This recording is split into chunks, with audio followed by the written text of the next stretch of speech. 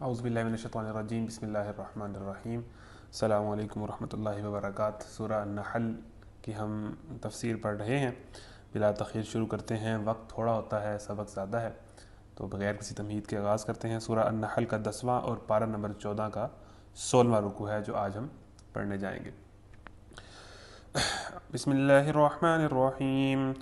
واللہ فضل بعضکم علی بعض فی الرزق فما الذین فضلوا براد رزقهم على ما ملكت أيمانهم فهم فيه سواء أفبنعمة الله يجحدون والله جعل لكم من أنفسكم أزواجا وجعل لكم من أزواجكم بنين وحفدة ورزقكم من الطيبات أفبالباطل يؤمنون وبنعمة الله هم يكفرون ويعبدون من دون الله ما لا يملك لهم رزقا من السماوات والأرض شيئا ولا يستطيعون فلا تضربوا لله الأمثال إن الله يعلم وأنتم لا تعلمون ضرب الله مثلا عبدا مملوكا لا يقدر ولا شيء ومن رزقناه منا رزقا حسنا فهو ينفق منه سرا وجهرا هل يستوون الحمد لله بل أكثرهم لا يعلمون وضرب الله مثلا الرجلين أحدهما أبكم لا يقدر ولا شيء وهو كل على مولاه أينما يوجهه لا يأتي بخير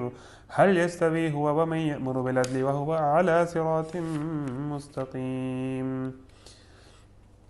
بسم اللہ الرحمن الرحیم۔ اور دیکھو، اللہ نے تم میں سے بعض کو بعض پر رزق میں فضیلت عطا کی ہے، پھر جن لوگوں کو یہ فضیلت دی گئی ہے وہ ایسے نہیں ہیں کہ اپنا رزق اپنے غلاموں کی طرف پھیر دیا کرتے ہوں تاکہ دونوں اس رزق میں برابر کے حصہ دار بن جائیں، تو کیا اللہ ہی کا احسان ماننے سے ان لوگوں کو انکار ہے؟ اس کی تفسیر پڑھتے ہیں۔ زمانہ حال میں سائد سے جو عجیب و غریب معنی نکالے گئے ہیں وہ اس امر کی بدترین مثال ہے کہ قرآن کی آیات کو ان سیاق و سباق سے الگ کر کے ایک ایک آیت کا الگ معنی لینے سے کیسی کیسی لطائل طویلوں کا دروازہ کھل جاتا ہے۔ لوگوں نے اس آیت کو اسلام کے فلسفہ معیشت کی اصل اور قانون معیشت کی ایک اہم دفعہ ٹھہرایا ہے۔ ان کے نزدیک آیت کا منشا یہ ہے کہ جن لوگوں کو اللہ نے رزق میں فضیلت عطا کی ہے انہیں اپنے رزق اپنے نوکروں اور غلاموں کی طرف ضرور لوٹا دینا چاہیے، اگر نہ لوٹائیں گے تو اللہ کی نعمت کے منکر قرار پائیں گے۔ حالانکہ اس پورے سلسلہ کلام میں قانون معیشت کے بیان کا سرے سے کوئی موقع ہی نہیں ہے، اوپر سے تمام تقریر شرک کے ابطال اور توحید کے اسبات میں ہوتی چلی آ رہی ہے اور آگے بھی مسلسل یہی مضمون چل رہا ہے۔ اس گفتگو کے بیچ میں یکا یک قانون معیشت کی ایک دفعہ بیان کر دینے کا آخر کون سا تک ہے؟ آیت کو اس کے سیاق و سباق میں رکھ کر دیکھا جائے تو صاف معلوم ہوتا ہے کہ یہاں اس کے بالکل برعکس مضمون بیان ہو رہا ہے۔ یہاں استدلال یہ کیا گیا ہے کہ تم خود اپنے مال میں اپنے غلاموں اور نوکروں کو جب برابر کا درجہ نہیں دیتے، حالانکہ یہ مال خدا کا دیا ہوا ہے، تو آخر کس طرح یہ بات تم صحیح سمجھتے ہو کہ جو احسانات اللہ نے تم پر کیے ہیں ان کے شکریہ میں اللہ کے ساتھ اس کے بے اختیار غلاموں کو بھی شریک کر لو اور اپنی جگہ سمجھ بیٹھو کہ اختیارات اور حقوق میں اللہ کے یہ غلام بھی اس کے ساتھ برابر کے حصے دار ہیں۔ اب یہ جو بات کہی جاتی ہے نا کہ کسی حد تک ٹھیک بھی ہے کہ مطلب قرآن کو بندہ جب خود پڑھنے لگ پڑے پھر اپنے مرضی کے معنی نکالنے لگ پڑے تو پھر وہ پتہ نہیں کہاں سے کہاں نکل جاتا ہے۔ اب اس آیت سے بھی لوگوں نے عجیب طرح کے معنی نکالے ہیں، حالانکہ آیت کو ہم ایک جگہ اس کے سیاق و سباق سے کانٹیکسٹ سے ہٹا کے ایک جگہ رکھ کے اس کے میننگ نکالنے لگ پڑیں گے۔ مطلب میں ایک تقریر کر رہا ہوں اور تقریر کے اندر سے ایک جملہ کاٹ کے اس پہ کوئی تبصرہ شروع کر دے، نہ اسے پتا ہو کہ پیچھے کیا بات چلی آ رہی ہے، کیا سیاق و سباق چلے آ رہے ہیں، کیا مضمون چل رہا ہے، کس موضوع پہ بات ہو رہی ہے، کس موضوع کی طرف لے کے جانا ہے۔ اس طرح یہ ہوتا ہے کئی علماء کے ساتھ جنہوں نے پروپیگنڈا کرنا ہوتا ہے نا، تو کئی علماء کے ایک لفظ اٹھاتے ہیں لوگ اور جناب اس کو پھر اپنی مرضی کی سے ڈھالتے ہیں اپنے ایجنڈا پورا کرنے کے لیے کہ یہ جی فلانا عالم گستاخ ہے اور فلانا عالم یہ ہے۔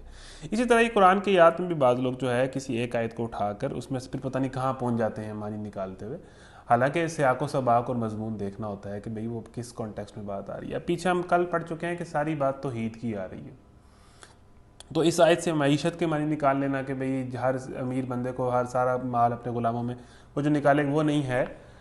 جو سیاق و سباق چلا آ رہا ہے وہ توحید کی بات چلی آ رہی ہے اور یہ آیت بھی توحید کے حق میں ایک دلیل کے طور پر لی جائے گی۔ تو یہ ایک نقطہ سمجھ آ گیا کہ قرآن کو بہرحال تشریح کرتے ہوئے محتاط ہونا چاہیے، سیاق و سباق دیکھ کر کرنی چاہیے، کوئی ایسی تشریح نہیں کر دینی چاہیے جو قرآن کے پورے موضوع کے ہی مخالف چل رہی ہو۔ جس طرح بہت سارے لوگ بحثوں کے اندر جب آپس میں بحث ہوتی ہے قرآن کی ایک آیت کا ایک پیس لے کر آ جاتے ہیں اور اس میں سے اپنا مرضی کا میننگ نکال لیتے ہیں، تو ایسے نہیں ہوتا۔ تو کیا اللہ ہی کا احسان ماننے سے ان لوگوں کو انکار ہے؟ اور وہ اللہ ہی ہے جس نے تمہارے لیے تمہاری ہم جنس بیویاں بنائیں اور اسی نے ان بیویوں سے تمہیں بیٹے پوتے عطا کیے اور اچھی اچھی چیزیں تمہیں کھانے کو دیں۔ دیکھیں یہ جو بیوی ہے یا جو نکاح ہے یہ ایک تو نسل بڑھانے کا اور دوسرا جو ہے نسل بڑھانے کی ایک بنیادی وجہ اور دوسرا انسان کی جو ضروریات ہیں اس کو پوری کرنے کی ایک ذریعہ ہے اور حلال ذریعہ ہے۔ اس کے علاوہ جتنے بھی طریقے ہیں انسانی نفس کی خواہش کو پورا کرنے کے وہ سارے حرام ہیں۔ کسی بھی طریقے سے کوئی انسان نکاح سے ہٹ کر اپنی خواہش پوری کرتا ہے، کسی بھی طریقے سے نفسانی خواہش لڑکا یا لڑکی، تو وہ اللہ تعالیٰ نے حرام ٹھہرائی ہے اور یہی ایک واحد حلال ذریعہ بنایا ہے۔ تو اللہ بیوی کی بات کرتا ہے۔ جو ویسٹرن کلچر ہے یا جو ماڈرن دنیا ہے، لبرلزم ہے، یہ آزادی کی بات کرتی ہے، مادر پیدر آزاد کلچر کی، اور جس کے ساتھ چاہو جتنے مرضی چاہو جتنی دیر چاہو تعلق رکھو اور اس کے بعد اس کو چھوڑ دو، پھر بریک اپ کر لو، پھر اگلے کے پاس چلے جاؤ۔ تو یہ کنسیپٹ مادر پیدر سو کالڈ آزاد دنیا کا ہے۔ اللہ تعالیٰ شوہر اور بیوی کا ہی کنسیپٹ دیتا ہے ایک نیچرل طور پر، اور یہی ایک طریقہ کار ہے۔ اللہ نے تمہارے لیے ہم جنس بیویاں بنائیں اور اسی نے ان بیویوں سے تمہیں بیٹے پوتے عطا کیے اور اچھی اچھی چیزیں تمہیں کھانے کو دیں۔ ٹھیک ہے جی۔ پھر کیا یہ لوگ یہ سب کچھ دیکھتے اور جانتے ہوئے بھی باطل کو مانتے ہیں اور اللہ کے احسان کا انکار کرتے ہیں اور اللہ کو چھوڑ کر ان کے پوچھتے ہیں جن کے ہاتھ میں نہ آسمانوں سے انہیں کچھ بھی رزق دینا ہے نہ زمین سے، اور نہ یہ کام وہ کر ہی سکتے ہیں، پس اللہ کے لیے مثالیں نہ گھڑو، فلا تضربوا للہ الامثال۔ یہ بڑی اہم آیت ہے۔ اللہ کے لیے مثالیں نہ گھڑو کی تفسیر یہ ہے کہ یعنی اللہ کو دنیاوی بادشاہوں اور راجوں اور مہاراجوں پر قیاس نہ کرو کہ جس طرح کوئی ان کے مصائبوں اور مقرب بارگاہوں ملازموں کے توسط کے بغیر ان تک اپنی عرض و معروض نہیں پہنچا سکتا، اس طرح اللہ تعالیٰ کے متعلق بھی یہ گمان کرنے لگو کہ وہ اپنے قصر شاہی میں ملائکہ اور اولیاء اور دوسرے مقربین کے درمیان گھرا بیٹھا ہے اور کسی کا کوئی کام ان واسطوں کے بغیر اس کے ہاں نہیں بن سکتا۔ اللہ تعالیٰ کے ساتھ کوئی مثال نہیں گھڑی جا سکتی کہ اللہ تعالیٰ کو ہم فلانی چیز پر قیاس کر لیں کہ اللہ تعالیٰ ایسا ہوگا، اللہ تعالیٰ ایسا ہوگا۔ اللہ تعالیٰ منفرد ہے، یہی وجہ ہے کہ ہم اللہ کو پوچھتے ہیں۔ دنیا کے بادشاہوں جیسا اللہ نہیں ہے۔ دنیا کے بادشاہ بہت ہی طاقتور بھی ہو، آپ نے اس سے کوئی کام نکلوانا ہو تو اس آپ کے دل میں کیا ہے، آپ کی خواہش کیا ہے، آپ چاہتے کیا ہیں، جب تک آپ اس کو دربار میں جا کے یا کوئی فائل پہنچا کے یا کسی ریفرنس کے تھرو اس کے پاس جا کے صحیح طریقے سے اپنا کام نہیں بتا سکیں گے، اسے نہیں پتہ چلے گا۔ ٹھیک ہے نا؟ یعنی دنیاوی بادشاہوں سے یا دنیا کے بڑے لوگوں سے کوئی کام نکلوانا ہو تو اس کا ایک لمبا پروسیس ہے، ان تک سی وی پہنچانی ہوتی ہے، فائل پہنچانی ہوتی ہے، درخواست دینی ہوتی ہے، ان سے بات کرنی ہوتی ہے، انہیں معاملہ سمجھانا ہوتا ہے، انہیں اس پر آمادہ کرنا ہوتا ہے، پھر جا کے وہ آپ کا کام کرتے ہیں۔ تو اللہ تعالیٰ کو کسی کا ذریعہ بنا کے کسی طریقے سے اللہ تعالیٰ سے مانگنے کی ضرورت نہیں ہے۔ اللہ تعالیٰ سے ڈائریکٹ مانگو۔ پورا قرآن یہ بار بار کر رہا ہے، پیچھے یہی موضوع آ رہا ہے کہ اللہ کے لیے کوئی اور طریقہ کار نہیں اللہ سے مانگنے کا۔ جس طرح دنیاوی بادشاہ اس طرح کا خدا بادشاہ نہیں ہے کہ جناب اس کے کرندے ہیں۔ اللہ تعالیٰ نے فرشتے بنائے ہیں جو دنیا چلا رہے ہیں، لیکن اس کا مطلب یہ نہیں ہے کہ اللہ تعالیٰ دنیا چلانے کے لیے فرشتوں کا محتاج ہے، یہ مطلب نہیں ہے۔ اللہ تعالیٰ انسانوں کا محتاج ہے، یہ مطلب نہیں ہے۔ اللہ تعالیٰ نے ویسے فرشتے بنائے ہیں، ایک پورا نظام بنایا ہے، اللہ تعالیٰ اس کا محتاج نہیں ہے۔ اللہ تعالیٰ خود نہیں کہتا کہ ایک ایک چیز پہ جب اللہ تعالیٰ خود ہی ہمارے ایک ایک عمل کو جانتا ہے تو یہاں دائیں اور بائیں کندھے میں فرشتہ بٹھانے کی کیا ضرورت ہے؟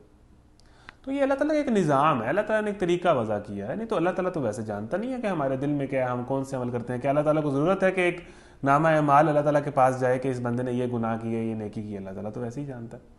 تو یہ اللہ تعالیٰ نے ایک نظام بنایا ہوا ہے، اللہ تعالیٰ ان چیزوں کا محتاج نہیں ہے۔ ٹھیک ہے؟ تو اللہ تعالیٰ کو دنیاوی خداؤں پر قیاس نہ کریں، اور دنیا کے لوگوں سے جس طرح مانگتے ہیں اس طرح وسیلے بنا کے اللہ تعالیٰ سے نہ مانگیں۔ قرآن جو ہے بڑے واضح انداز میں توحید کا ذکر کرتا ہے، اور اس توحید کو پڑھ کے بڑے بڑے کاروبار بند ہو جاتے ہیں۔ اب زیادہ بات اس پہ کیا کرنی ہے، آپ لوگ خود سمجھتے ہیں کہ توحید اللہ سے ہی مانگنا ہے۔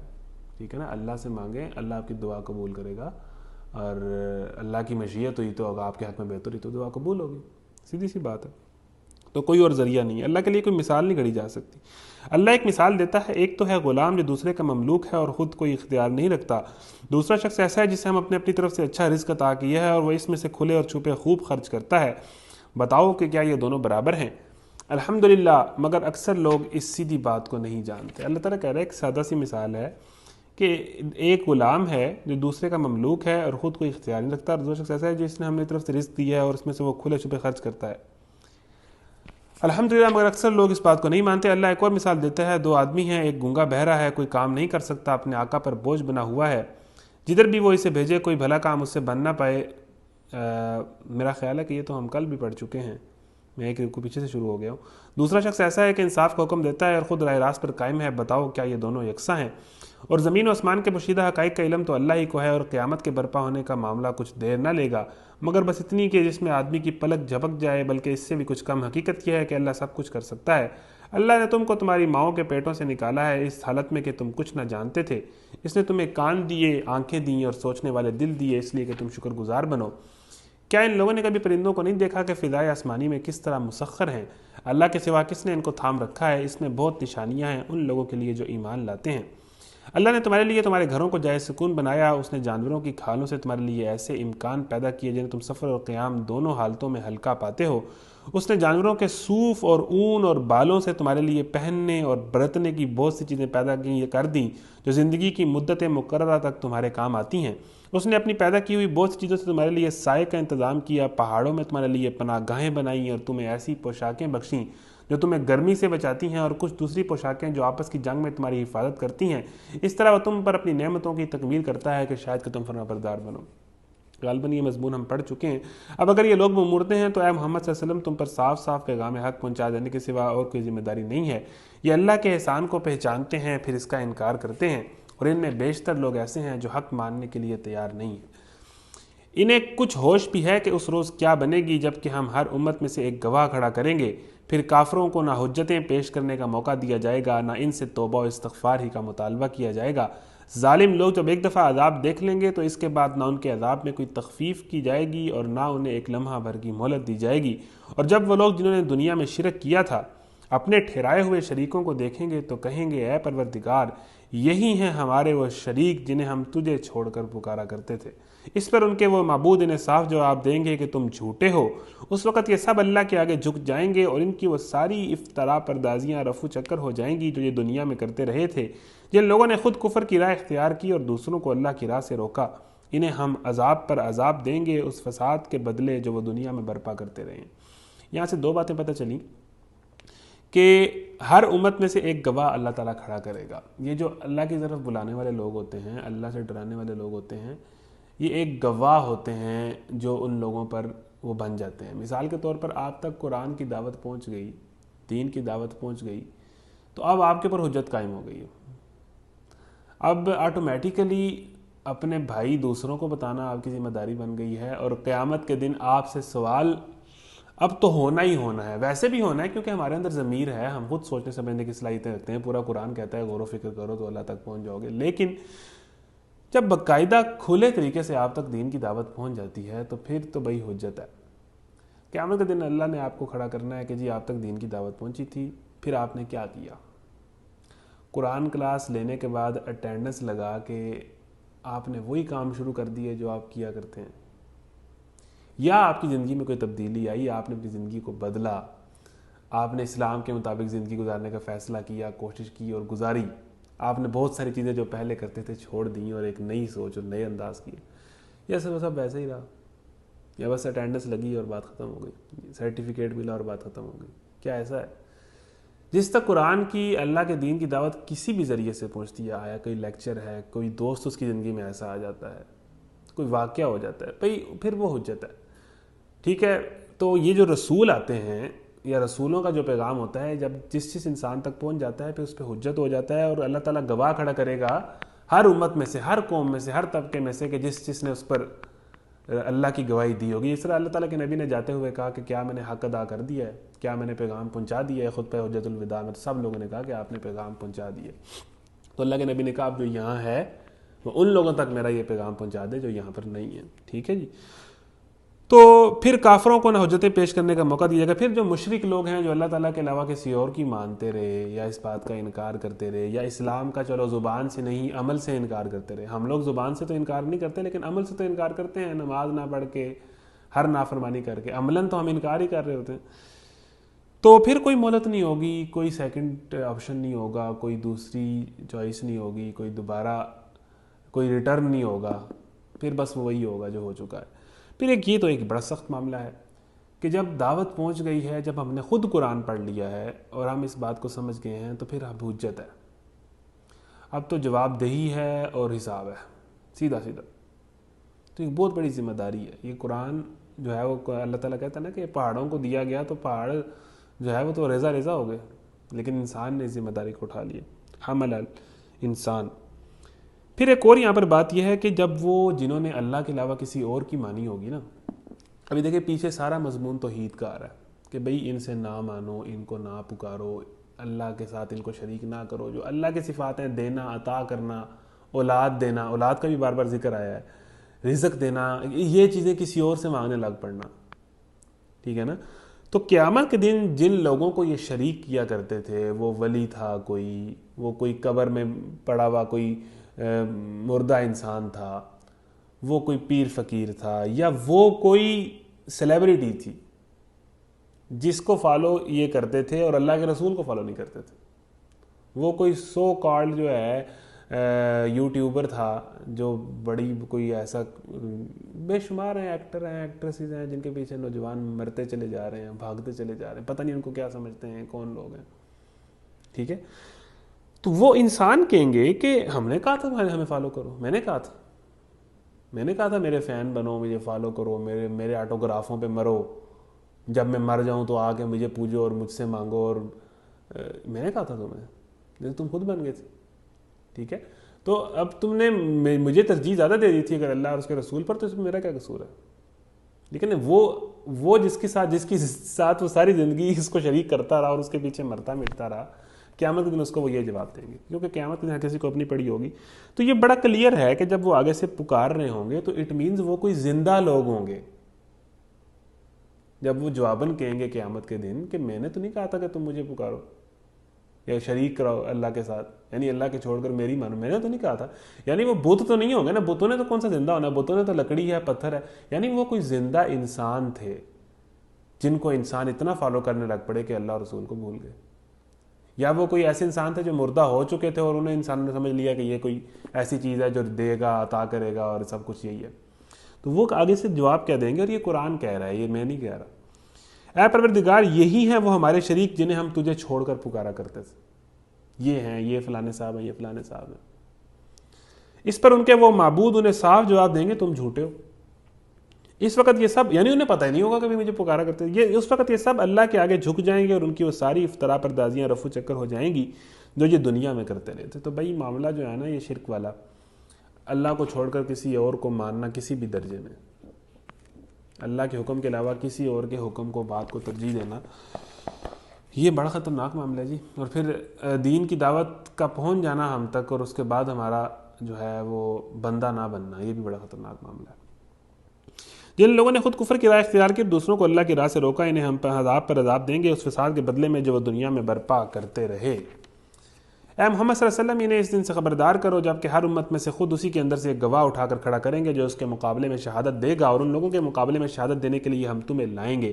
یعنی ہر نبی نے گواہی دینی ہے کہ اے اللہ، میں نے اس قوم میں دین کی دعوت پہنچائی تھی، تیری دعوت پہنچائی تھی، تیرا پیغام پہنچایا تھا، آگے انہوں نے نہیں مانی۔ یعنی اللہ نے بار بار قرآن میں کہا ہے نا کہ آپ کا کام ہے دعوت پہنچانا، آگے اگر یہ نہیں مانتے تو اٹس اوکے، آگے ان کا حساب لینا میرا کام ہے۔ ان الینا ایابہم ثم ان علینا حسابہم، حساب میں لوں گا ان کا، آپ دعوت پہنچائیں۔ وما علینا الا البلاغ المبین، آپ واضح طریقے سے پیغام کی تبلیغ کر دیں، ابلاغ کر دیں۔ یہ ہر لیکچر کے آخر میں یہ آیت پڑھی جاتی ہے نا سورہ یاسین کی۔ تو اب آگے سے یہ سارے رسول کھڑے ہوں گے اور وہ بتائیں گے کہ جی اللہ کے نبی کھڑے ہوں گے قیامت کے دن اور روکیں گے کہ میں نے امت محمدیہ تک، میں نے ساری امت تک بڑے واضح انداز سے دعوت پہنچا دی تھی، قربانیاں دے دے کے، غزوہ بدر، غزوہ احد اور جنگیں کر کر کے، صحابہ کی شہادتیں دلوا کر میں نے کیسے بھی اس امت تک پیغام پہنچایا تھا، اور قرآن ان کے پاس محفوظ تھا، ان کے گھروں میں پڑا تھا۔ ہاں وہ اور بات ہے، ٹی وی سے اور موبائل سے فرصت نہیں ملی، وہ علیحدہ بات ہے، لیکن قرآن کے گھر پڑا تھا، ان تک پیغام پہنچا تھا۔ اور باقی رسول، حضرت نوح، حضرت موسیٰ، حضرت عیسیٰ گواہی دیں گے کہ اللہ میں نے اس قوم میں تیری دعوت پہنچائی تھی، ایسا نہیں ہے کہ ان کو پتہ ہی نہیں چلا، ان کو بات پتہ چلی ہے۔ تو آگے کیا ہوگا؟ اے محمد، ان لوگوں کے مقابلے میں شہادت دینے کے لیے ہم تمہیں لائیں گے قیامت کے روز، اور یہ اسی شہادت کی تیاری ہے کہ ہم نے یہ کتاب تم پر نازل کر دی ہے اور ہر چیز کی صاف صاف وضاحت کرنے والی ہے، اور ہدایت اور رحمت اور بشارت ہے ان لوگوں کے لیے جنہوں نے سر تسلیم خم کر دی۔ اب دیکھیں یہ کتاب آ گئی ہے اور یہ ان کو بچا لے گی جو اس کتاب کی مان لیں گے، جو سر تسلیم خم کر دیں گے اس قرآن کے آگے، یہ قرآن دھکے سے ان کو جنت میں لے جائے گا، دیکھیں نا، جو سر تسلیم خم کر لیں گے، اور جو نہیں مانیں گے قرآن کا حق ادا نہیں کریں گے، قرآن ان کو جہنم میں ڈلوا دے گا، یہ بھی حدیث ہے۔ اللہ عدل اور احسان اور صلہ رحمی کا حکم دیتا ہے اور بدی، بے حیائی اور ظلم و زیادتی سے روکتا ہے۔ یہ آیت جمعہ کے اندر پڑھی جاتی ہے، جمعہ کے خطبے کے اندر، اور یہ آیت حضرت عمر بن عبدالعزیز نے ایڈ کروائی تھی۔ مطلب اس طرح لکھا گیا ہے کہ اس ٹائم جو ہے وہ حضرت علی کی جو ہے وہ شان میں گستاخیاں کی جاتی تھیں، جو ہے ممبر و محراب پر، مساجد میں۔ تو حضرت عمر بن عبدالعزیز جو بعد میں آئے، بڑے مشہور خلیفہ ہیں، انہوں نے اس کو ختم کروایا اور یہ آیت ایڈ کروائی کہ یہ آیت پڑھا کریں جمعے کے خطبے کے اندر، ان اللہ یأمر بالعدل والاحسان وایتاء ذی القربى وینہی عن الفحشاء والمنکر والبغی یعظکم لعلکم تذکرون۔ یہ ہر جمعے میں پڑھی جاتی ہے، حضرت عمر بن عبدالعزیز نے ایڈ کروائی تھی اور آج تک پڑھی جاتی ہے۔ تو یہ آیت کیا ہے ذرا دیکھیں، اور یہ آیت بیسیکلی اسلامی معاشرے کی بنیاد ہے۔ اس آیت کے اندر اللہ تعالیٰ 3 چیزوں کا حکم دے رہا ہے، 3 چیزوں سے روک رہا ہے، نوٹ کر لیں۔ ان اللہ یأمر بالعدل والاحسان وایتاء ذی القربى وینہی عن الفحشاء والمنکر والبغی۔ اللہ تعالیٰ 3 چیزوں کا حکم دیتا ہے، 3 چیزوں سے روکتا ہے۔ اور آئیڈیل معاشرہ کیا ہوتا ہے، اس کے بنیادی اصول بتائے جا رہے ہیں اس آیت کے اندر۔ قرآن چھوٹے لفظوں میں بہت واضح اور گہری بات کر دیتا ہے کہ 3 کام ایک معاشرے میں اگر ہوں اور 3 کام ایک معاشرے سے ختم ہو جائیں تو وہ ایک آئیڈیل معاشرہ ہے۔ سن لیں جی، اللہ 3 کاموں کا حکم دیتا ہے، عدل کا، احسان کا اور صلہ رحمی کا۔ اس آیت کا اگر ہم کہہ لیں کہ اس کو مطلب اس کی گہرائی میں جائیں نا، اس کا انالیسس کریں، تو یہ بہت گہری آیت ہے۔ حضرت عمر بن عبدالعزیز نے اس آیت کو بلا وجہ ایڈ نہیں کروایا کہ اللہ تعالیٰ 3 چیزوں کا حکم دیتا ہے۔ اس عدل کا، جس معاشرے میں انصاف نہیں ہے اس معاشرے میں کچھ نہیں ہے۔ یہ پاکستانی کیوں رو رہے ہیں؟ یہ روز کوئی لاشیں لے کے کہیں بیٹھا ہوتا ہے، کوئی کہیں بیٹھا ہوتا ہے، جو مرضی جس کا دل کرتا ہے کسی کو کافر قرار دے کے مار دیتا ہے، کسی کو کسی فرقہ وارانہ دائرے میں لا کے مار دیتا ہے، کسی کو کوئی وی آئی پی بندہ مار دیتا ہے، کسی کو کوئی غیرت کے نام پہ مار دیتا ہے۔ مطلب قتل ہے۔ یہ تو ہر بستی کی کہانی ہے، ہر محلے کے اندر کوئی نہ کوئی قتل ہوا ہے۔ میں جس محلے میں رہتا ہوں یہاں ایک تو قتل ہوئے ہیں، پھر یہ تو ہر جگہ، پاکستان اللہ معاف کرے کدھر پہنچ گیا۔ تو یہ تو ہر محلے کی کہانی ہے۔ اللہ عدل اور احسان اور صلہ رحمی کا حکم دیتا ہے۔ عدل، جس معاشرے میں عدل نہیں ہے، انصاف نہیں ہے، جہاں کی عدالتیں جو ہیں وہ تاریخ پر تاریخ پر تاریخ دیتی ہیں، وہ معاشرہ جتنی مرضی تبدیلی کے نعرے لگائے وہ کچھ نہیں ہے، یہ دھوکہ ہے، آپ کی آنکھوں میں دھول جھونکی جا رہی ہے۔ اگر عدالتیں نہیں ٹھیک ہوئی، عدل نہیں ملتا کسی کو، وہ حضرت عمر کے طور کے اب آپ کو کیا واقعات سنائیں کہ وہ عدل کیا چیز ہوتی ہے، اور عدل کیا ہوتا ہے کہ ایک بدو کھڑا ہو کے کہتا ہے، مطلب حضرت عمر جو سب سے مضبوط خلیفہ سمجھے جاتے ہیں، جن کے متعلق کہا جاتا ہے کہ شیطان بھی راستہ پھیر لیتا تھا کہ بھئی حضرت عمر آ گئے، میں اب یہاں سے نکلوں، میں یہاں سے چھٹی کروں۔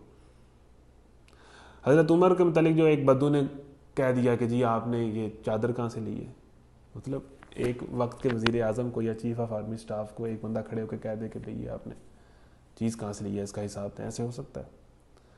اس ٹائم کے پوری دنیا کے خلیفہ وقت کو ایک بدو عام دیہاتی بندہ، وہ تقریر کر رہے ہیں، ممبر پہ کھڑے ہیں، وہ کھڑے ہو کے کہتا ہے کہ ہم یہاں سے آپ کو ہلنے نہیں دیں گے جب آپ تک یہ نہ بتائیں کہ جو آپ نے کپڑا پہنا ہے یہ کہاں سے لیا۔ حضرت عمر نے اس کی صفائی دی۔ پھر حضرت عمر کا انصاف یہ ہے کہ اس میں ایک واقعہ، جب ریاست مدینہ کی اگر ہم بات کرتے ہیں، ٹھیک ہے، تو حضرت عمر کے انصاف تو ایک یہ بھی ہے نا کہ ایک دن ایک بڑھیا جا رہا تھا، ایک چھکڑا یا ایک گدھا ریڑی جس کو ہم کہتے ہیں، وہ جا رہی تھی، سامان جا رہا تھا، حضرت عمر کے دور کا واقعہ ہے۔ تو حضرت عمر کا یہ مشغلہ تھا کہ وہ بھیس بدل کر دورے کیا کرتے تھے، دیکھا کرتے تھے کہ غریبوں کا کیا حال ہے، لوگوں کا کیا حال ہے، لوگ کس حال میں ہیں، لوگ میرے بارے میں کیا رائے رکھتے ہیں۔ یہاں تو زبردستی پروپیگنڈے کر کے آراء بنوائی جاتی ہیں نا، رائے عامہ ہموار کی جاتی ہے، لوگوں کی اوریجنل رائے، عوام کی رائے میرے بارے میں کیا ہے۔ تو ایک گدھا گاڑی یا جو بھی ہے ایک قافلہ جا رہا تھا، تو اس میں حضرت عمر نے اس قافلے کو روک لیا، ٹھیک ہے نا، راہ چلتے اس کو روک لیا۔ تو حضرت عمر نے بھیس بدلا ہوا تھا تو لوگوں کو نہیں پتا تھا کہ حضرت عمر ہے۔ تو اس پہ ایک بڑھیا نے کہا اور پوچھا کہ بھئی یہ سامان کہاں لے کے جا رہے ہو، یا اس میں کیا ہے، مطلب جس طرح تلاشی وغیرہ ہے، جو بھی مطلب کہاں جا رہے ہو، کدھر سے آ رہے ہو، سوال و جواب کی۔ تو اس بڑھیا نے کہا کہ عمر مر گیا۔ حضرت عمر نے کہا کہ میں نے سوال گندم جواب چنا، میں نے آپ سے پوچھا ہے کہ کہاں سے آ رہے ہیں، کیا جا رہے ہیں، کیا ہے سارا یہ معاملہ، تو بڑھیا نے آگے سے جواب دیا جو اس میں ایک بیٹھی تھی بڑھیا کہ عمر مر گیا ہے. تو حضرت عمر نے پوچھا کہ اس بات کا کیا مطلب ہے؟ تو بڑھیا نے یہ کہا کہ یا تو تم عمر ہو یا عمر مر گیا ہے. کیونکہ اگر عمر خلیفہ ہوتا تو اس طرح راہ چلتے کسی گاڑی کو کوئی روک نہیں سکتا تھا. یا تم عمر ہو یا عمر مر گیا ہے. پاسبل ہی نہیں ہے کہ عمر کے دور میں عمر خلیفہ ہو اور کوئی بندہ جا رہا ہو اور کوئی اس کو روک کے اس کی تلاشی لے لے کہ ہاں جی روکو، کہاں جا رہے ہو، کدھر جا رہے ہو، لائسنس دکھاؤ، یہ کرو وہ کرو. تو یہ مطلب ایک وہی والی کہ کوئی کتا بھی پیاسا مر گیا تو اس کا حساب میرے سے ہوگا. یہ جتنی بھی باتیں ہیں، تو جس معاشرے میں عدل نہیں ہے وہاں کچھ بھی نہیں ہے. پھر دوسرا یہ ہے کہ جس معاشرے میں احسان نہیں ہے، پھر ہمارے ذہن میں فوراً بات آتی ہے کہ جی ویسٹ کے معاشرے میں عدل ہے. ویسٹ کے معاشرے میں عدل ہوگا، احسان نہیں ہے. احسان کا کنسیپٹ جو ہے وہ اسلام دیتا ہے کہ ایک کو اس کے حق سے زیادہ دینا، اس کو بلا وجہ دینا، بلا وجہ گفٹ دے دینا. گفٹ کی بات کرتا ہے اسلام، ٹھیک ہے. محبت دینا، ضرورت سے زیادہ دینا. احسان وہ چیز ہے جو انسانوں کے اندر محبت پیدا کرتی ہے، انسانوں کا تعلق مضبوط کرتی ہے. یعنی ایک مشینی معاشرہ نہیں کہ ٹھیک ہے جی عدالت لگی ہوئی ہے، عدل مل گیا جی، عدل مل گیا جی، عدل مل گیا. پھر ایک محبت اور ایک جذبات والا معاشرہ ہے، احسان ہے، لوگوں کے ساتھ اچھا رویہ ہے، لوگوں کی مدد ہے اور صلہ رحمی کا حکم دیتا ہے. تیسری چیز ہے جو سوسائٹی کو کھڑا کرتی ہے وہ ہے خاندانی نظام.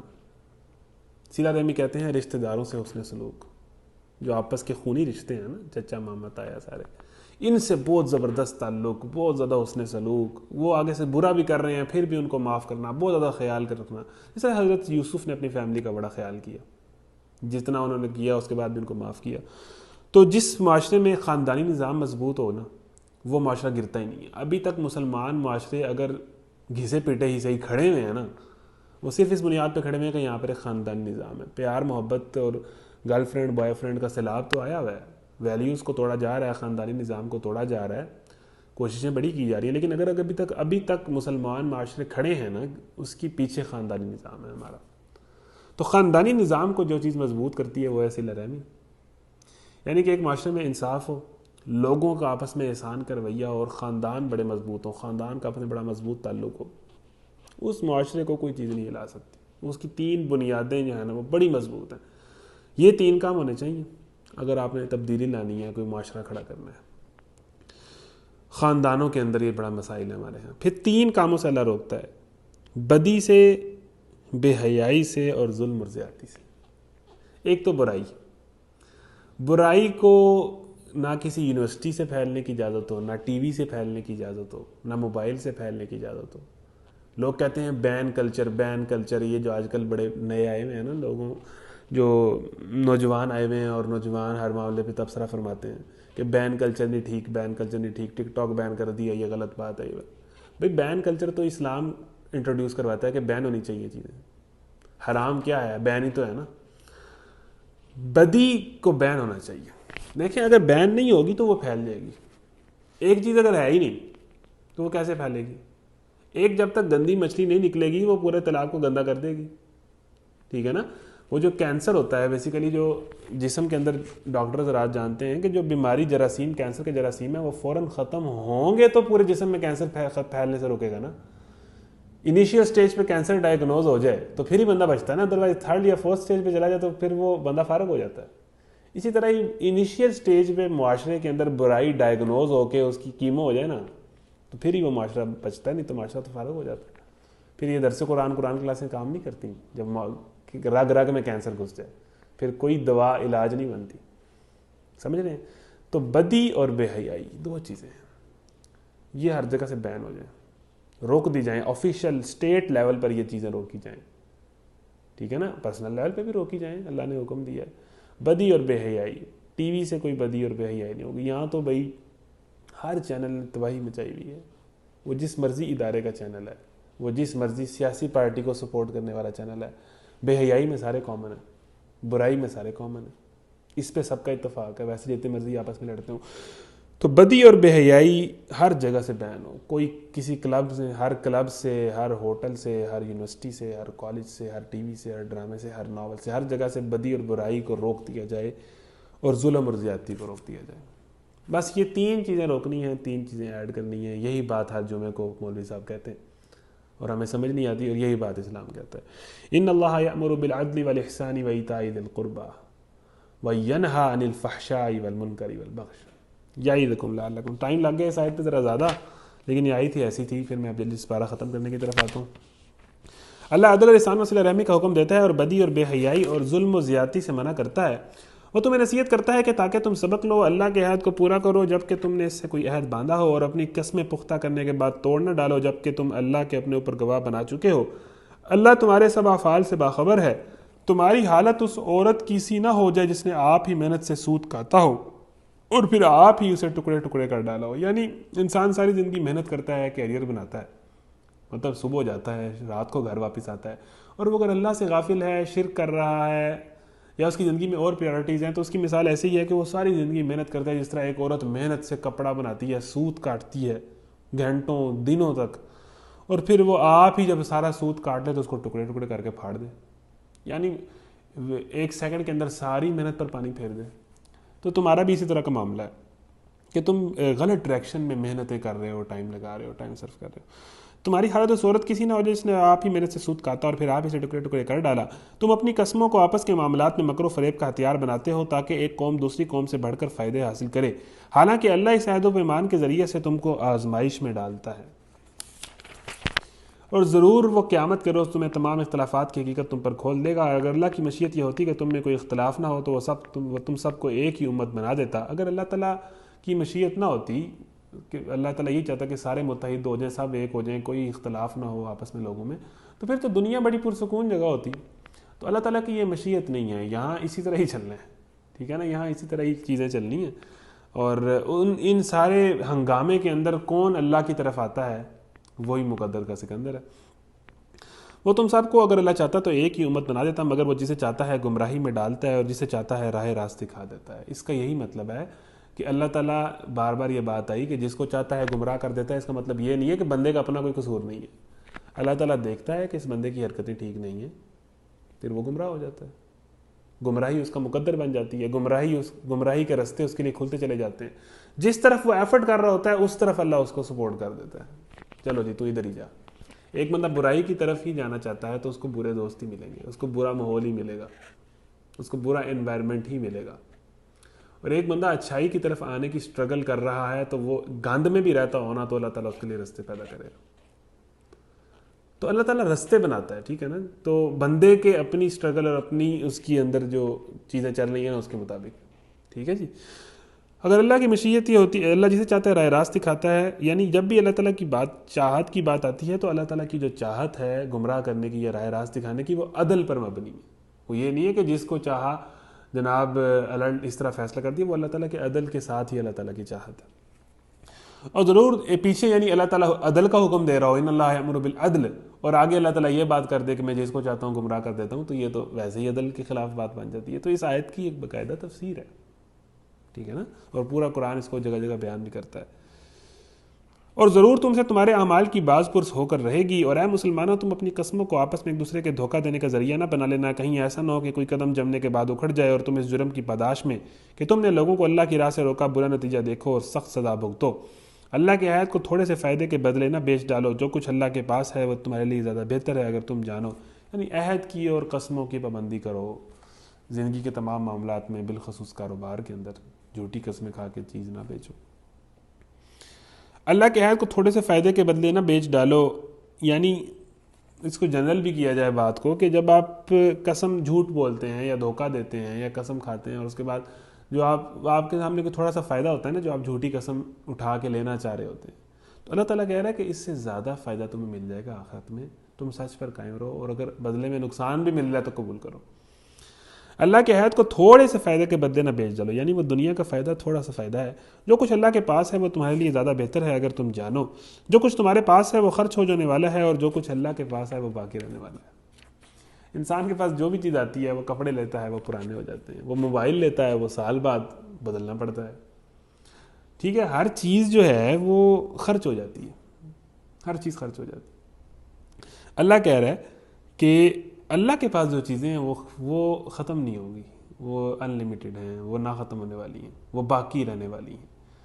ہر چیز فنا ہونے والی ہے، اور جو اللہ کے پاس ہے ہمارے لیے آخرت میں وہ باقی رہنے والا ہے. سزا بھی باقی رہے گی، ختم نہیں ہوگی، جزا بھی باقی رہے گی، ختم نہیں ہوگی. تو ہم اس چیز کی طرف جائیں جو نہیں ختم ہونے والی. ہماری یہ کوشش ہوتی ہے نا کہ چیز کی وارنٹی زیادہ ہو، کتنی دیر چلے گی یہ چیز، ایکسپائر تو نہیں ہو جائے گی. یہی ہم دیکھتے ہیں، ڈیٹ دیکھتے ہیں، ایکسپائری ڈیٹ کیا ہے. تو جس کی ایکسپائری ڈیٹ ہے ہی نہیں، ہم اس طرف جائیں. ما عندکم ینفد وما عند اللہ باق. اور ہم ضرور صبر سے کام لینے والوں کو ان کے اجر اور ان کے بہترین اعمال کے مطابق دیں گے. جو شخص بھی نیک عمل کرے گا، خواہ وہ مرد ہو یا عورت. من عمل صالحا من ذکر او انثی وہو مؤمن. نیک عمل کے ساتھ ایمان ضروری ہے. پھر بات یہ آ گئی کہ ایمان تو بنیادی سیڑھی ہے نا. ایمان کے بغیر تو نیک عمل کرتا ہے تو دنیا میں اس کی جزا پالے گا، آخرت میں جنت میں جانے کا ٹکٹ کے لیے دو بنیادی چیزیں ہیں: ایمان اللہ اور اس کے رسول پر، اس کے بغیر نہیں. ٹھیک ہے. جو شخص بھی نیک عمل کرے گا، خواہ وہ مرد ہو یا عورت، بشرط یہ کہ وہ ایمان والا ہو. ٹھیک ہے نا. ایمان کے بغیر نیک عمل ہے تو جتنا مرضی نیک عمل کر لیں. وہ تو ابو جہل کی بھی بڑی نیکیاں تھیں، پھر تو اس نے بھی بڑی بڑی نیکیاں کی ہوئی. تو اس طرح تو بڑے بڑے لوگ ہم دیکھتے ہیں، بڑے بڑے کافروں کے اندر بڑے بڑے نام ہیں جنہوں نے بڑا ویلفیئر کا کام کیا ہے، کرتے ہیں، تو اس کا اجر اللہ تعالیٰ انہیں دنیا میں دے گا. آخرت والا جو کھاتا ہے نا وہ ایمان کے ساتھ مشروط ہے، ایمان اور نیک عمل کے ساتھ. صحیح ہے. تو جو شخص بھی نیک عمل کرے گا، خواہ وہ مرد ہو یا عورت، بشرط یہ کہ وہ مومن ہو. وہو مؤمن. اسے ہم دنیا میں بھی پاکیزہ زندگی بسر کرائیں گے، اور آخرت میں ایسے لوگوں کو ان کے اجر ان کے بہترین اعمال کے مطابق بخشیں گے. یعنی اس کے دو اللہ تعالیٰ ریوارڈ دے رہا ہے. ایک تو دنیا کی زندگی میں بھی اللہ تعالیٰ اس کے لیے آسانیاں کرے گا، اسے پاک زندگی گزروائے گا. یعنی جو نیکی پہ چلنا چاہے گا اسے نیکی پہ چلنے والی زندگی میسر کرے گا، اس کے لیے آسانیاں پیدا کرے گا. اگر مشکلات پیدا ہو رہی ہیں تو اس کے صبر کا لیول بڑھا دے گا. یعنی اللہ تعالیٰ، ہم جب کہتے ہیں نا، دو طریقے سے اللہ تعالیٰ بندہ مومن کو دین پر چلاتا ہے جو چلنا چاہتا ہو. اگر اس کی زندگی مشکل ہے تو اس کا صبر اور ہمت اور کریج بڑھا دیتا ہے، ادروائز اس کے لیے آسانیاں کر دیتا ہے. اگر آسانیاں نہیں آ رہی، مشکل ہے، یعنی حضرت یوسف کا کریج اور ہمت اور حوصلہ بڑھا دیا نا جیل کے اندر، زلیخا عزیز مصر کی بیوی کے ہاں. ٹھیک ہے. یا اللہ تعالیٰ ہمت، صبر، طاقت دے دیتا ہے، ثبات دے دیتا ہے، یا پھر اللہ تعالیٰ جو ہے وہ آسان رستے اور آسان ماحول اس کے لیے پیدا کر دیتا ہے. تو ہمیں اللہ تعالیٰ سے دوسرا ہی مانگنا چاہیے. ہم تو اتنے جوگے نہیں ہیں کہ سخت کو برداشت کر سکیں. خواہ مرد ہو یا عورت، بشرط یہ کہ وہ مومن ہو، سے ہم دنیا میں پاکیزہ زندگی بسر کرائیں گے، اور آخرت میں ایسے لوگوں کو ان کے اجر اور ان کے بہترین اعمال کے مطابق بخشیں گے. یعنی دونوں ریوارڈ ہیں، دنیا میں بھی آسانی ہوگی اور آخرت بھی ان کے لیے بہترین اعمال کے مطابق ان کو جزا ملے گی. فَإِذَا قَرَأْتَ الْقُرْآنَ فَاسْتَعِذْ بِاللَّهِ مِنَ الشَّيْطَانِ الرَّجِيمِ. یہ وہ آیت ہے جس کی وجہ سے ہم قرآن شروع کرنے سے پہلے اعوذ باللہ من الشیطان الرجیم پڑھتے ہیں. یہاں کیا کہہ رہا ہے؟ پھر جب تم قرآن پڑھنے لگو تو شیطان رجیم سے خدا کی پناہ مانگ لیا کرو. یعنی کہ شیطان وہ چیز ہے جس نے ہر ٹائم انسان پر حملہ کرنا ہے. وہ قرآن پڑھتے ہوئے بھی حملہ کرے گا، وہ کسی بھی ٹائم آپ نماز پڑھ رہے ہیں تب بھی شیطان ساتھ موجود ہے، وہ حملہ کرے گا. تو شیطان کو تو اللہ نے یہ اختیار دیا نا کہ وہ انسان کے قریب آ سکتا ہے، مہلت دی ہوئی ہے، وسوسے ڈال سکتا ہے. پھر جب تم قرآن پڑھنے لگو تو قرآن جب پڑھ رہے ہو تو اس ٹائم یہ شیطان کو جو ہے، شیطان اس کے پناہ مانگ لو، ادھر ادھر نہ، پھر اپنی فوکس یہاں رکھو. تو مین فوکس خراب کرنے میں جو چیز ہے وہ شیطان ہے، اور جو بھی چیز آپ کا فوکس خراب کر رہی ہے قرآن کلاس سے، وہ کوئی شیطانی چیز ہی ہے جو شیطان نے آپ کو پرووائڈ کی ہوئی ہے.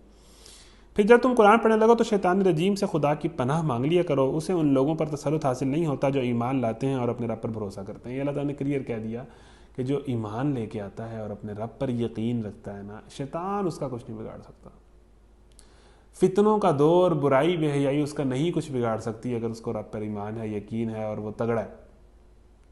ٹھیک ہے نا. وہ جنگ جیت جائے گا، اور یہی جنگ ہے. اس کا زور تو انہی لوگوں پر چلتا ہے جو اس کو اپنا سرپرست بناتے ہیں، یعنی جو اس کے آگے جھکتے ہیں اس کا زور انہی پر چلتا ہے. پھر وہ اتنا چلتا ہے کہ وہ بالکل اس کے غلام بن جاتے ہیں اور اس کے بہکانے سے شرک کرتے ہیں. جب ہم ایک آیت کی جگہ دوسری آیت نازل کرتے ہیں اور اللہ بہتر جانتا ہے کہ وہ کیا نازل کرے، تو یہ لوگ کہتے ہیں کہ تم یہ قرآن خود گھڑتے ہو. اصل بات یہ ہے کہ ان میں سے اکثر لوگ حقیقت سے ناواقف ہیں. ان سے کہو اسے تو روح القدس نے ٹھیک ٹھیک نے رب کی طرف سے بتدریج نازل کیا ہے تاکہ ایمان لانے والوں کے ایمان کو پختہ کرے اور فرما برداروں کو زندگی کے معاملات میں سیدھی راہ بتائے اور انہیں فلاح و سعادت کی خوشخبری دے. ہمیں معلوم ہے یہ لوگ تمہارے متعلق کہتے ہیں کہ اس شخص کو ایک آدمی سکھاتا پڑھاتا ہے. یعنی وہ کہتے تھے مشرکین مکہ کے حضرت محمد صلی اللہ علیہ وسلم جو ہیں ان کو ایک آدمی فلانا آدمی ہے وہاں پر، وہ ان سے سیکھ کے آتے ہیں اور یہ باتیں خود سے گھڑ لیتے ہیں، یہ اللہ نے نہیں کی۔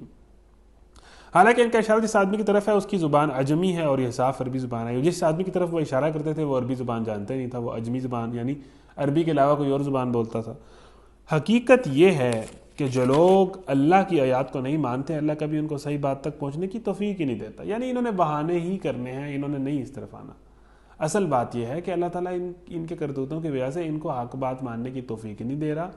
اگر یہ قرآن عجمی زبان میں ہوتا تو انہوں نے یہ بہانہ کرنا تھا کہ ہماری زبان میں کیوں نہیں آیا، اب ہماری زبان میں آ گیا عربی میں تو اب یہ بہانہ کرتے ہیں کہ جی عجمی میں کیوں نہیں آیا۔ بڑی انہوں نے بہانے کرنے ہیں، بات نہیں مانی۔ آیات کو نہیں مانتے، اللہ کبھی ان کو صحیح بات تک پہنچنے کی توفیق نہیں دیتا، اور ایسے لوگوں کے لیے دردناک عذاب ہے۔ جھوٹی باتیں نبی نہیں کرتا، بلکہ جھوٹ وہ لوگ گڑھ رہے ہیں جو اللہ کی یاد کو نہیں مانتے، وہی حقیقت میں جھوٹے ہیں۔ جو شخص ایمان لانے کے بعد کفر کرے، وہ اگر مجبور کیا گیا ہو اور دل اس کا ایمان پر مطمئن ہو تب تو خیر ہے، مگر جس نے دل کی رضامندی سے کفر کو قبول کر لیا اس پر اللہ کا غضب ہے، اور ایسے سب لوگوں کے لیے بڑا عذاب ہے۔ یعنی ایک انسان پر ٹارچر کیا جا رہا ہے، تشدد کیا جا رہا ہے، تو اللہ تعالیٰ اس سے کہا جا رہا ہے کہ کلمہ کفر کہو، تو اجازت دیتا ہے اسلام کہ آپ کہہ لیں، اس ٹارچر سے بچنے کے لیے آپ کہہ لیں، لیکن صرف زبان سے کہیں، دل سے نہ کہیں، لیکن دل کی رضامندی سے کہیں کہ پھر تو آپ نے کفر قبول کر لیا۔ یعنی بہت کوئی ایسے حالات آ جائیں، یعنی جنگ و جدل کے اندر ایسے حالات آ سکتے ہیں، ٹھیک ہے۔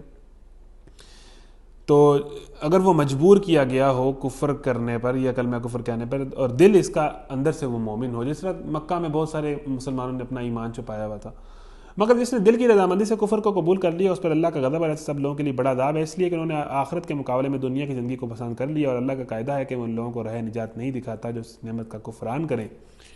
یہ وہ لوگ ہیں جن کے دلوں اور کانوں اور آنکھوں پر اللہ نے مہر لگا دی ہے، یہ غفلت میں ڈوب چکے ہیں۔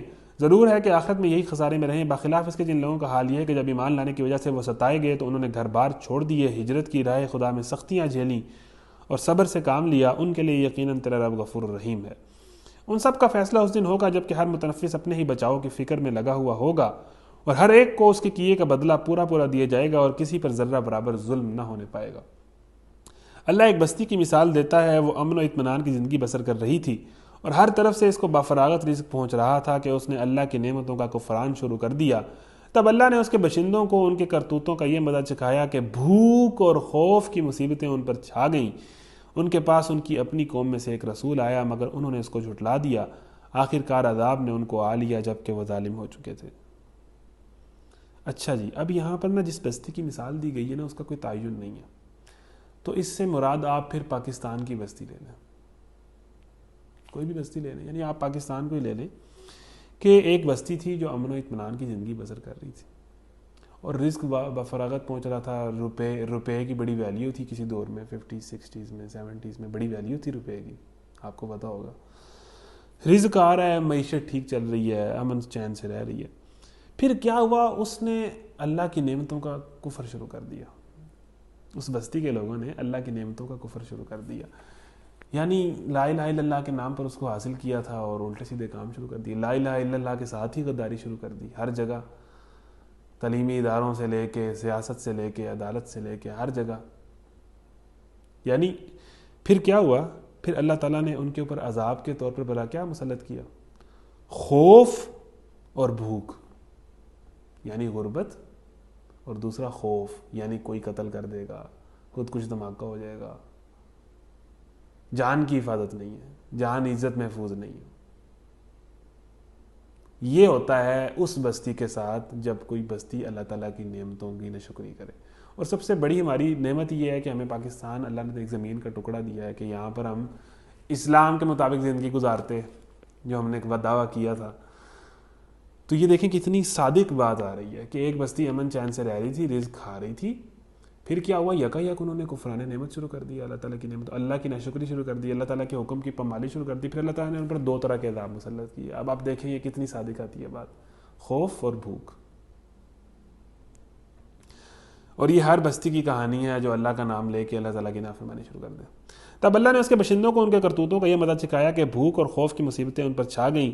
تو یہ جتنی دہشت گردی آئی ہے، جو کچھ آیا ہے نا، چلے الزام لگا لیں، امریکہ لے کے آیا ہے، وہ لے کے آیا، یہودی سازش ہے، ٹھیک ہے لگا لیں، اب الزام ہوگی، لیکن اللہ کے اذن سے ہے نا، مین وجہ ہمارے اپنے کرتوت ہیں۔ Simple is that. اپنے کرتوت ہیں ہمارے. ان کے پاس ان کی اپنی قوم میں سے ایک رسول آیا مگر انہوں نے اس کو جھٹلا دیا. آخرکار عذاب نے ان کو آ لیا جبکہ وہ ظالم ہو چکے تھے. بس اے لوگو، اللہ نے جو کچھ حلال اور پاک رزق تم کو بخشا ہے اسے کھاؤ اور اللہ کے احسان کا شکر ادا کرو اگر تم واقعی اس کی بندگی کرنے والے ہو. اللہ نے جو کچھ تم پر حرام کیا ہے وہ ہے مردار اور خون اور سور کا گوشت اور وہ جانور جس پر اللہ کے سوا کسی اور کا نام لیا گیا. وہ بہت بیسک چیزیں حرام ہیں. ٹھیک ہے نا. پھر کچھ چیزیں حدیث میں آئی ہیں. کچھ علماء یہ بھی کہتے ہیں کہ صرف یہی چیزیں حرام ہیں، اس کے علاوہ کوئی چیز حرام نہیں ہے. ہاں مکروہ ہو سکتی ہے، کراہت والی ہو سکتی ہیں، لیکن مین جو چیزیں حرام ہیں وہ یہی ہیں. یعنی مردہ یعنی وہ حلال جانور بھی اگر مردہ ہو گیا ہے تو آپ اس کو ذبح کر کے نہیں کھا سکتے، مر چکا ہے اگر. خون نہیں ہونا چاہیے، خون نہیں. اسی طرح گوشت جو ہم بناتے ہیں اس میں خون ہمیں اچھی طرح سے صاف کر دینا چاہیے. سور کا گوشت مینلی تو یہ سور ہی ہے جو اللہ نے حرام کیا. اور دیکھیں کہ انسان ہے ان کو اسی سور سے ہی محبت ہے. وہ اسی جو ہے کیا اس کو بندہ کے وہ جو ہمارے ادھر انگریز ہیں وہ اس جانور پہ مرتے ہیں. تو اللہ تعالیٰ نے اس جانور کو جو ہے ناپاک جانور کہا ہے اور یہ حرام کیا ہے. اور وہ جانور جس پر اللہ کے سوا کسی اور کا نام لیا گیا، یعنی اللہ کے نام کے علاوہ کسی بھی اور نام پر کوئی بھی جانور قربان ہوا ہو وہ بھی حرام ہے، چاہے وہ حلال جانور کیوں نہ ہو. البتہ بھوک سے مجبور ہو کر اگر کوئی ان چیزوں کو کھا لے. پھر اللہ تعالیٰ دیکھیں دین کتنا آسان ہے کہ 4 چیزیں حرام کی ہیں ٹوٹل، باقی سب حلال ہے. اچھا یہ چیزیں بھی اگر مجبوری آ گئی ہے، جان پر بن گئی ہے تو یہ بھی کھا سکتے ہو، مگر یہ ہے کہ ایک شرط کے ساتھ کہ جیسے ہی آپ کی ضرورت پوری ہو جائے اور جیسے ہی آپ کو لگ جائے کہ آپ میری جان بچ جائے گی، یعنی شدید مجبوری میں یہ حرام چیزیں. ٹھیک ہے جی. البتہ بھوک سے مجبور ہو کر اگر کوئی ان چیزوں کو کھا لے بغیر اس کے کہ وہ قانون الہی کی خلاف ورزی کا خواہش مند ہو یا حد ضرورت سے تجاوز کا مرتکب ہو، یعنی 2 شرطیں لگائی ہیں کہ جان پر بن جائے، انتہائی مجبوری ہو، اس کے علاوہ کوئی آپشن نہ ہو. تو 2 قید ہے کہ ایک تو آپ کو خوشی نہ ہو رہی ہو کہ جی اب میں مزے لے کر جناب یہ شراب پیوں گا یا یہ کروں گا، اس حرام چیز کو انجوائے کروں گا. ایک تو خواہش نہ ہو، کراہت کے ساتھ اس چیز کو استعمال کریں، اور جس سے آپ کو لگے کہ اب میری جان بچ جائے گی، اتنے قطروں سے، اتنے لقموں سے اب میں زندہ رہ سکتا ہوں، میری ضرورت پوری ہو گئی ہے. تو یہ دوسری شرط ہے. تو یقیناً اللہ معاف کرنے والا، رحم فرمانے والا ہے. اور یہ جو تمہاری زبانیں جھوٹے احکام لگایا کرتی ہیں کہ یہ چیز حلال ہے اور وہ حرام، تو اسی طرح کے حکم لگا کر اللہ پر جھوٹ نہ باندھا کرو. جو لوگ اللہ پر جھوٹے افطرا باندھتے ہیں وہ ہرگز فلاح نہیں پایا کرتے. دنیا کا عیش چند روزہ ہے، آخرکار ان کے لیے دردناک سزا ہے. وہ چیزیں ہم نے خاص طور پر یہودیوں کے لیے حرام کی تھی جن کا ذکر ہم اس سے پہلے تم اسے کر چکے ہیں، اور یہ ان پر ہمارا ظلم نہ تھا بلکہ ان کا اپنا ہی ظلم تھا جو وہ اپنے اوپر کر رہے تھے. البتہ جن لوگوں نے جہالت کی بنا پر برا عمل کیا اور پھر توبہ کر کے اپنے عمل کی اصلاح کر لی تو یقیناً توبہ اصلاح کے بعد تیرا رب ان کے لیے غفور الرحیم ہے. آگے حضرت ابراہیم کا واقعہ ہے، ذکر آ رہا ہے. تو تقریباً ہمارا سپارہ ختم ہو گیا ہے. اللہ تعالیٰ سے دعا ہے کہ ہم نے جو پڑھا ہے ہمارے اس پر جو ہے وہ عمل کرنے کی توفیق عطا فرمائے. آگے ہم چلیں گے، اگلے دن 15ویں سپارے کی طرف جائیں گے. اس کے بعد سورہ کہف آ رہی ہے، وہ بھی 15ویں سپارے میں، یعنی آدھا قرآن بھی ہونے جا رہا ہے اور سورہ کہف بھی آ رہی ہے. تو وہ اس میں اپنے دوستوں کے ساتھ شریک ہوں. وہ ایک بڑے مزے کی صورت ہے. اس میں 4 سٹوریز ہیں، ڈفرینٹ سٹوریز ہیں، 4 کہانیاں. تو آدھا قرآن بھی ہونے جا رہا ہے، تو یہ بھی ایک اہم ایونٹ ہے ہماری کلاس کا. اور سورہ کہف بھی آ رہی ہے. تو کل انشاءاللہ ہم کوشش کریں گے کہ ہم سورہ کہف تک پہنچ جائیں. ٹھیک ہے. اللہ تعالیٰ سے دعا ہے کہ ہمیں جو پڑھا ہے اس پر عمل کی توفیق عطا فرمائے. وآخر دعوانا الحمدللہ رب العالمین.